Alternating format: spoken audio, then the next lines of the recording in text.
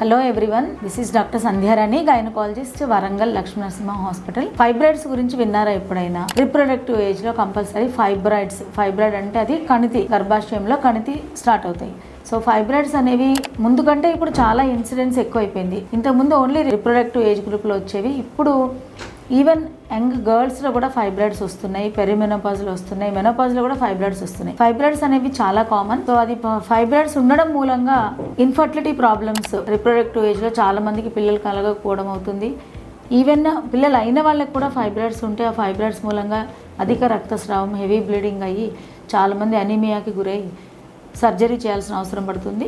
So ఇప్పుడు ఏంటి, ఒకప్పుడు ఫైబ్రాయిడ్ వచ్చింది అంటే సర్జరీ ఉండేది, బట్ ఇప్పుడు సర్జరీ లేకుండా ఫైబ్రాయిడ్స్కి ట్రీట్మెంట్ ఇస్తున్నాము. ఫైబ్రాయిడ్స్ కరగడానికి medical management and surgical management. ఇప్పుడు మెడికల్ మేనేజ్మెంట్లో చాలా అడ్వాంటేజెస్ వచ్చాయి, మెడిసిన్స్ ట్రై చేయొచ్చు. ఆర్ ఇప్పుడు ఇంకా కొత్త టెక్నాలజీ ఏంటంటే microwave ablation technology. Microwave ablation అంటే ఆ మైక్రోవేవ్ అబ్లేషన్ పద్ధతి ద్వారా ఆ ఫైబ్రాయిడ్ని మనం బ్లాస్ట్ చేయొచ్చు.